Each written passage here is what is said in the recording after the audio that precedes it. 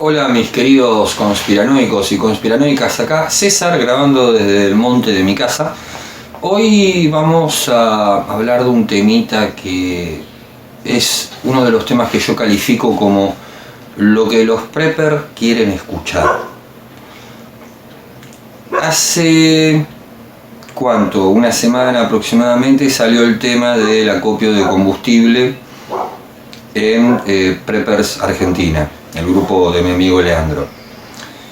Y noté que la gente termina haciendo uso de información que es completamente errónea, pero que es la información que les dicen a ustedes lo que quieren escuchar.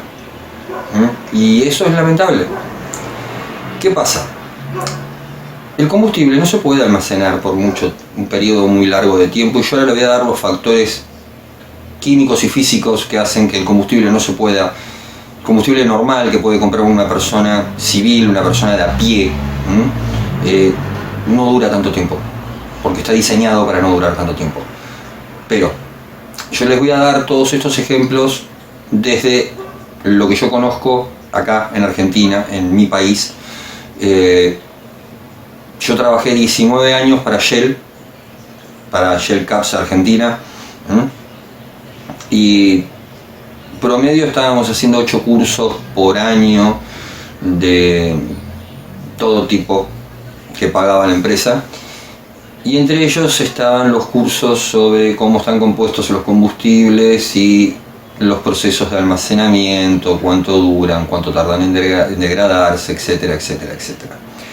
Pero para que nos entendamos bien, y es algo que no solamente afecta a Argentina, sino que afecta al resto del mundo, vamos a hablar un poquito de cómo es que sale el combustible de refinería y cómo es que llega el combustible a tu auto o a tu vehículo.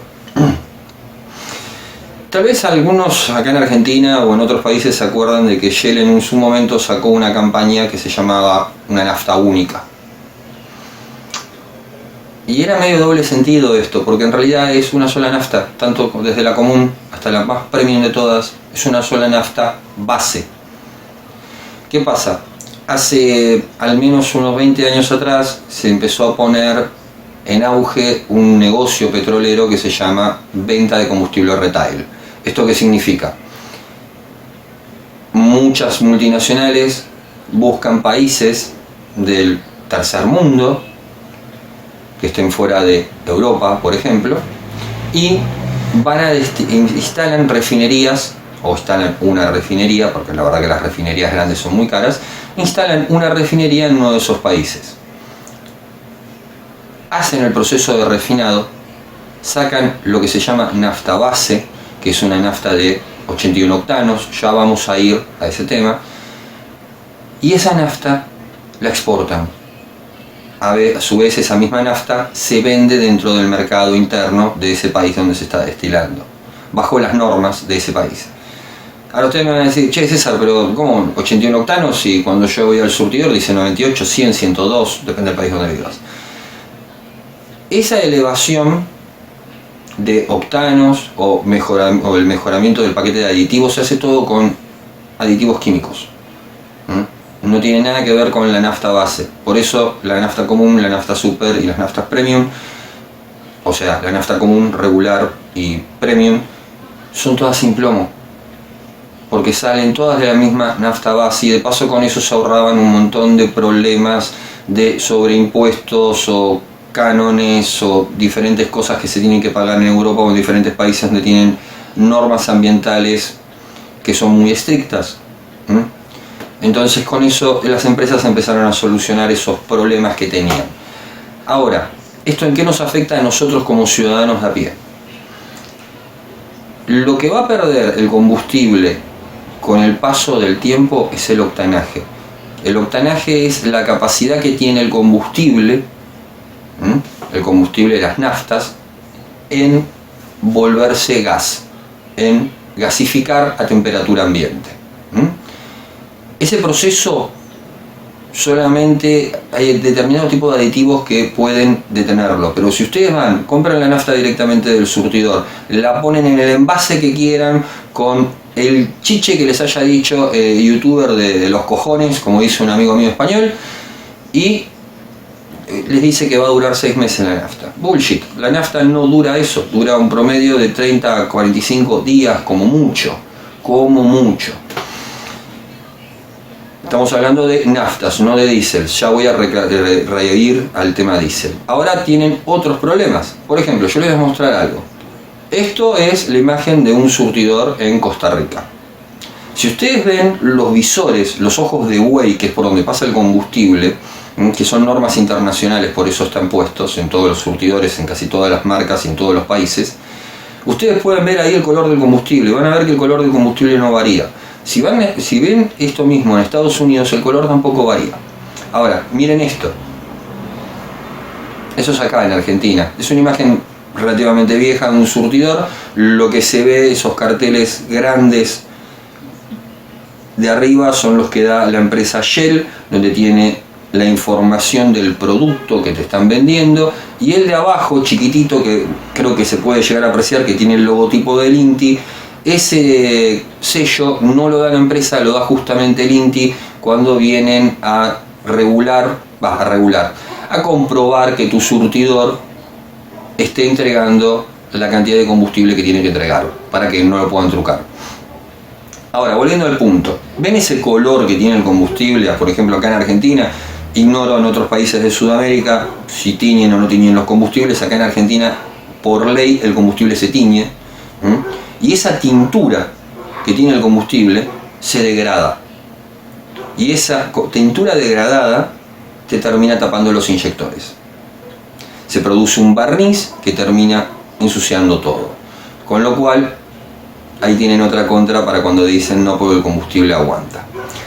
Entre los comentarios que habían volcado en el estado donde se armó todo este debate del almacenamiento de combustible en Prepars Argentina, uno de los muchachos me había respondido que él cuando estuvo en base Vicecomodoro Marambio en la Antártida, el combustible se lo traían cada 6 meses. Y sí, a ver, primero, estás a 60 grados bajo cero. 40-60 grados bajo cero. El combustible a baja temperatura no se vuelve volátil, con lo cual tiende a conservarse más. Aparte hay una realidad, el combustible que te están mandando a la base Marambio en la Antártida no es el mismo combustible que te venden en un surtidor acá en el suelo, en Argentina, ¿ok?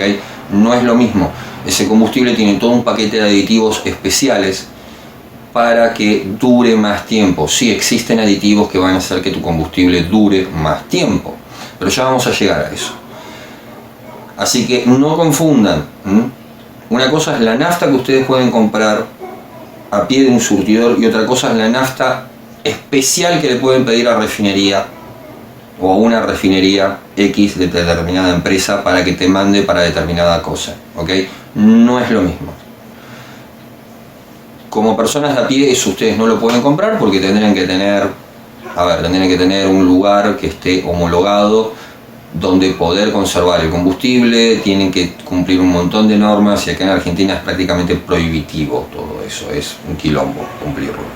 Ya es un quilombo para alguien que tiene una estación de servicio, no se imagina lo que puede llegar a ser para un civil. Otro tema muy diferente, y antes que me olvide un temita más, acá en Argentina que tenemos por ley en el combustible, en las naftas, y en los diésel también, pero en las naftas, tenemos por ley un corte de etanol. Todas las naftas, todas las que vos compres, todas, por lo menos acá en Argentina y en otros países de Sudamérica también porque lo tienen por ley, tienen corte de etanol, tienen corte de biocombustible.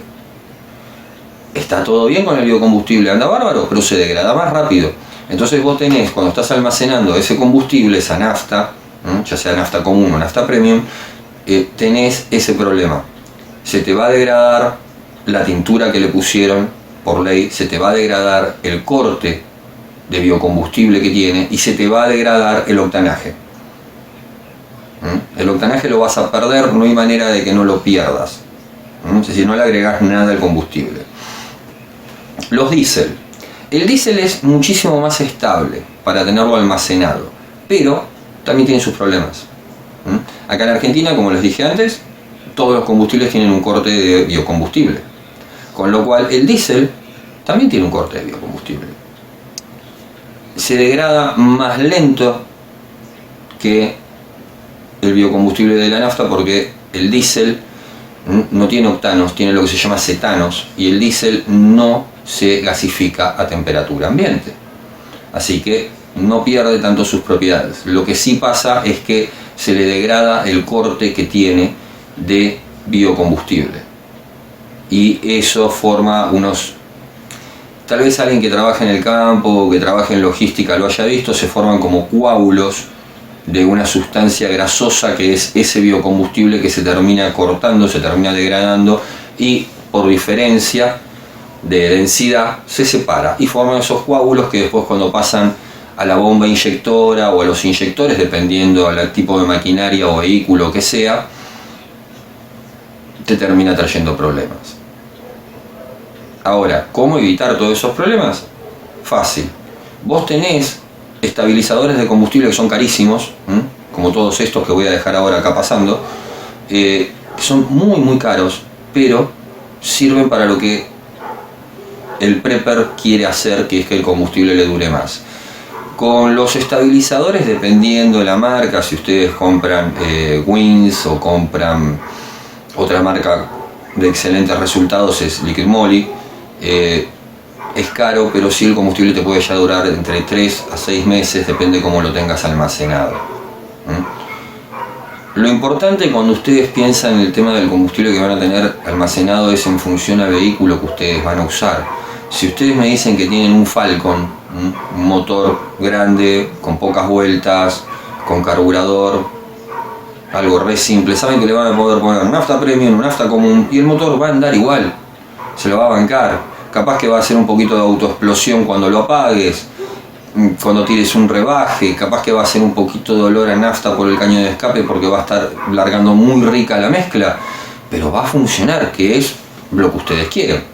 Ahora, si ustedes hacen eso mismo con un auto con inyección multipunto, con un motor super comprimido, ni hablemos de un motor deportivo con turbo, un motor super comprimido, supongamos un 1.4 inyección multipunto, si ustedes le ponen un combustible de bajo octanaje, el motor va a fallar y se va a quedar en el medio del camino. Si el combustible es viejo, va a pasar lo mismo, se te va a tapar un inyector y andar a arreglarlo en el medio de un escape. No vas a poder. Lo que pueden hacer ciudadanos de a pie, y es algo que yo recomiendo, si querés tener una reserva de combustible, planificala. O sea, supongamos que yo tengo mi vehículo, que es un vehículo que puede andar relativamente con nafta super o nafta premium, o sea, nafta regular, no común, nafta regular o premium, y yo sé que para el escape que quiero hacer o el plan de evacuación que yo quiero hacer, tengo que hacer un máximo de 300 kilómetros. Extrapolo un poquito y digo, bueno, necesito para hacer 450 kilómetros, un 50% más de lo que voy a hacer. De la ruta más larga de escape que tenga con todos los imprevistos, calculen, siempre extrapolen, más para arriba. Yo necesito hacer 450 kilómetros. Supongamos que tengo un muy buen auto que me rinde 10 kilómetros por litro. Yo sé que, o más, hoy en día los motores nada más, pero para hacer números redondos, yo sé que necesito 45 litros de combustible para llegar a ese punto. Mi tanque de combustible siempre va a tener algo de combustible, yo no voy a dejar que se seque, pero supongamos el peor momento, se me secó el tanque de combustible. Yo necesito 45 litros para llegar, podemos redondear a 50 si les gustan los números redondos, vamos a hacerlo la cuenta a 50. Yo necesito tener 50 litros de combustible en mi casa. Lo que puedo hacer primero, y antes de decir voy a tener combustible en mi casa, es aprender qué necesito saber y tener para tener combustible acumulado en mi casa. Primero, no cualquier bidón sirve para tener combustible por largo tiempo acumulado en tu casa. Una cosa es un bidón de emergencia que te venden en una estación de servicio y otra cosa es esto. Todos estos bidones, ahí están viendo bidones náuticos, bidones modernos de plástico, bidones militares. Los bidones de plástico que son náuticos o los bidones plásticos que se venden exclusivamente para transporte o almacenamiento de combustible, no tienen nada que envidiar a los de metal, sépanlo. De hecho, hay algunos como los náuticos que están pensados para tener almacenado combustible durante mucho más tiempo de lo que se hace con los de metálicos. Aparte, los metálicos tienen que tener cuidado, cuando los compran tienen que comprar los nuevos. ¿Por qué? Porque la pintura con la que están revestidos por dentro tiene una función que es que el combustible no la pueda degradar. Si ustedes ponen el combustible, más aún naftas, en cualquier tipo de combustible plástico, en cualquier tipo de envase plástico o de PET, a la larga el combustible va a deteriorar las paredes y va a sacar contaminantes que va a mezclar dentro del combustible y te va a afectar a largo plazo tu motor. Los otros tambores, como los que les mostré recién, esos rojos que son náuticos, no tienen ese problema. Están pensados justamente para barcos, que los barcos se dejan anclados o se dejan en muelles o en guarderías con muelles con dique seco. Entonces el combustible está largos periodos de tiempo. Pero volviendo al tema auto, si yo tengo esa necesidad de decir tengo que tener 50 litros de combustible acumulados para mi ruta de escape, lo lógico es que tengo que rotarlos. ¿Cómo rotarlos? Fácil. Supongamos que yo sé que a mí 50 litros de combustible me duran 3 semanas en mi vehículo, en lo que yo me muevo normalmente. Lo que voy a hacer es cargar los bidones y el combustible de los bidones lo voy a pasar al auto cada 3 semanas para evitar de que se me ponga mal. También otra cosa que pueden hacer, que es completamente lógico, si ustedes tienen un vehículo que van a destinar para escape, es el mantenimiento. Dentro de ese mantenimiento, una de las cosas que yo siempre recomendé, en 19 años de laburar con autos y con combustibles, es: ¿querés que el vehículo no falle? Invertí guita, comprate cada 6 meses, un año lo podés hacer. Incluso mi hermano mayor lo hace cada una vez por año con su camioneta Hilux. Podés comprarte un purgue diésel de Liquid Moly o un aditivo para nafta de Liquid Moly, un tratamiento integral. Se lo pones una vez al año al tanque y te olvidas. Bomba limpia, inyectores limpios, toberas limpias, todo. No tenés problema, tanto diésel como nafta tenés aditivos para los dos. Y te olvidas, que es lo importante. Si ustedes quieren ese vehículo, para que poder escaparse tienen que poder olvidarse. Si quieren tener combustible para más tiempo almacenado, sí o sí van a tener que recurrir a este tipo de aditivos que permiten estabilizar el combustible. Es el mismo paquete de aditivos que le pondrían, supongamos, similares a lo que mandan en la Antártida o mandan a un campo donde el combustible va a estar en cisterna durante meses. Cómprense esos aditivos, ¿son caros? Sí. Pero acá no estamos hablando de ahorrar plata, acá estamos hablando de tener combustible acumulado para poder resolver una emergencia. Así que, ¿va a estar caro el aditivo? Sí. ¿Nos va a salvar la vida nuestra y de nuestra familia? Sí. En este caso aplica tenerlo. Si no, van a tener que rotar cada 15 días, 20 días el combustible que tengan almacenado. No se justifica que tengan más de 50 litros almacenados. No sé, alguno me va a decir, no, porque yo quiero tener 500 litros almacenados. Se te va a pudrir antes de poder usarlo. No, y te va a salir muy caro comprar un cisterna para almacenarlo. El combustible para almacenarlo, como le dije antes, necesitan tener envases específicos.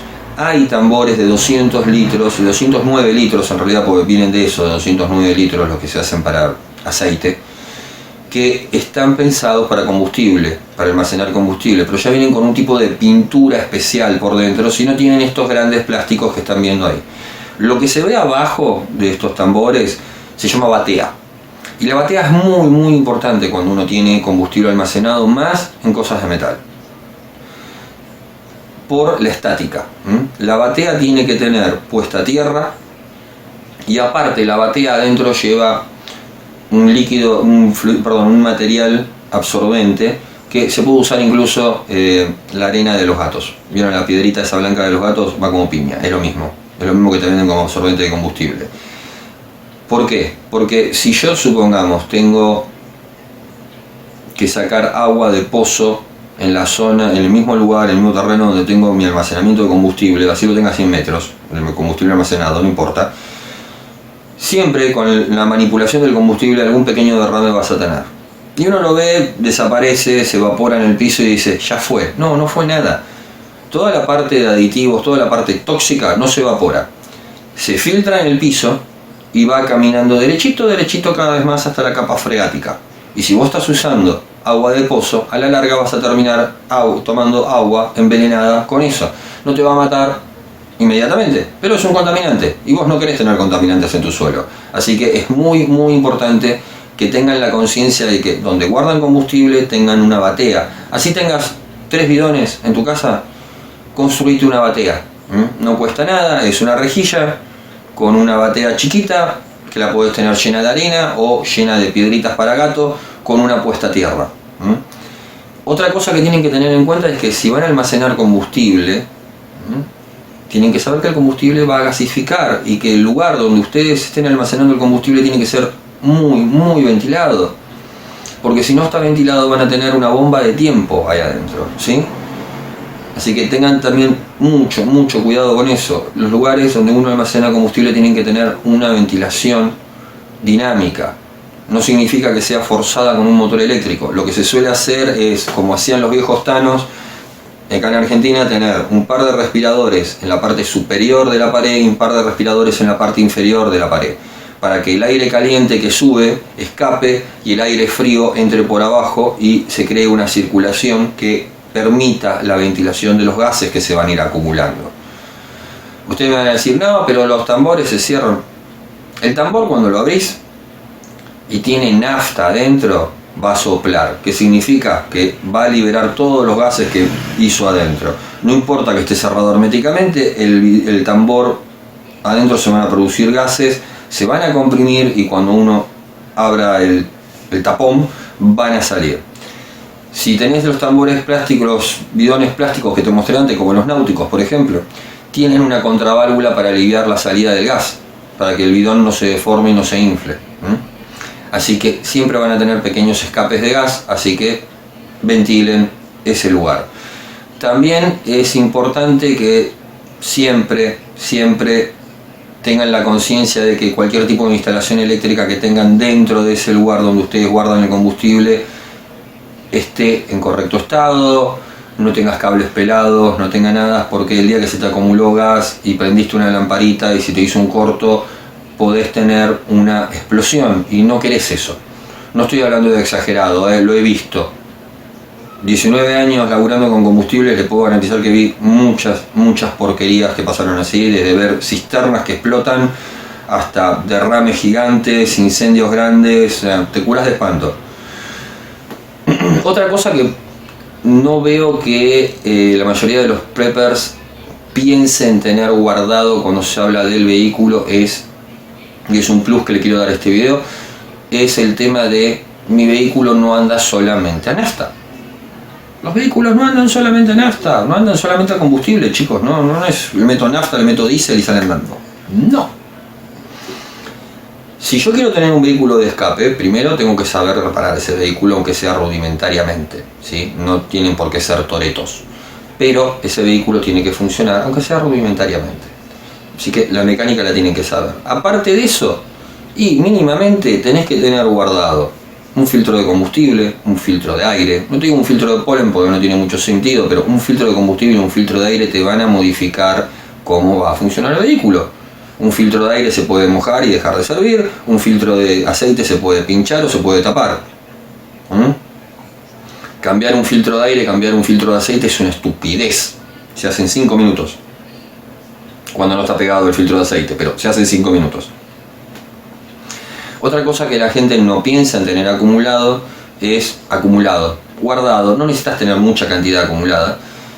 Líquido de frenos, líquido hidráulico, el aceite del cárter, el aceite de tu motor, ¿sí? Vas a necesitar tener por lo menos 4 litros acumulados de aceite. El aceite hidráulico, el líquido de frenos, el aceite de motor,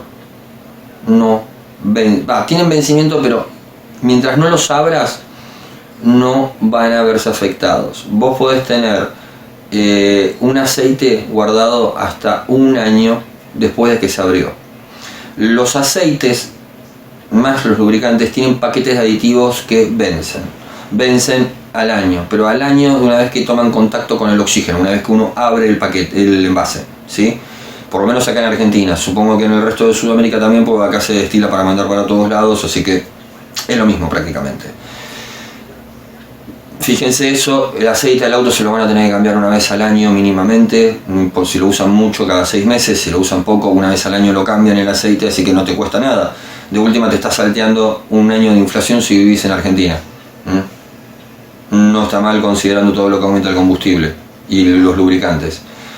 Aparte de los lubricantes, perdón el corte, se me quedó sin batería el celular, les estaba diciendo, agua. Los motores necesitan refrigerante, ¿ok? No te cuesta nada tener 1 o 2 bidones de agua destilada, uno arriba del auto, uno en tu almacenamiento y 1 litro de refrigerante puro. Con eso te alcanza para hacer la mezcla para todo tu radiador de tu vehículo, y si tenés algún problema, alguna pinchadura de alguna manguera o de tu radiador, podés reemplazar el líquido perdido en la ruta. Pinchaduras en radiadores y eso, etcétera. Bueno, tener fusibles, tener guardados fusibles, los fusibles que usa tu auto, no cualquier fusible, los fusibles que usa tu auto, las lámparas que usa tu auto, las escobillas, los limpiaparabrisas que usa tu auto. Tener, por ejemplo, lo que se llama stop leak, que son unos aditivos que se ponen en el agua del radiador para tapar rápidamente y de emergencia una pinchadura en un radiador o una pinchadura en una manguera. Tenés cintas que se usan también para tapar pinchaduras en mangueras. Si vivís en Argentina, la cámara de bicicleta nunca falla. Más de un mecánico debe haber puteado cuando le mandaron algún pedazo de algún motor que estaba todo parchado con una manguera toda parchada con cámara de bicicleta. Yo he visto incluso mangueras de turbo de camiones parchadas con manguera de bicicleta, con cámara de bicicleta. Funciona, no es algo eterno, pero funciona, te permite llegar a tu destino. Todas esas cosas tienen que tener en mente cuando dicen voy a tener combustible para poder evacuarme si llega a hacer esa emergencia. Otro tip que les voy a dejar, y que por lo menos acá en Argentina es por ley, aunque sea en las estaciones que son de bandera, no privadas, las que pertenecen a las compañías. Por ejemplo, Shell por norma tiene calibrados los tanques de combustible, los cisternas tienen algo que se llama jabalina, que es por donde chupa el combustible la bomba que va al surtidor. Esa jabalina se la regula entre 1200 y 1500 litros, o sea, siempre te van a quedar 1200 o 1500 litros de combustible dentro del tanque. Eso se hace para que no haya posibilidades de que se chupe basura que pueda haber en el fondo del tanque. Eso es una norma de calidad que tiene Shell, por ejemplo, acá en Argentina.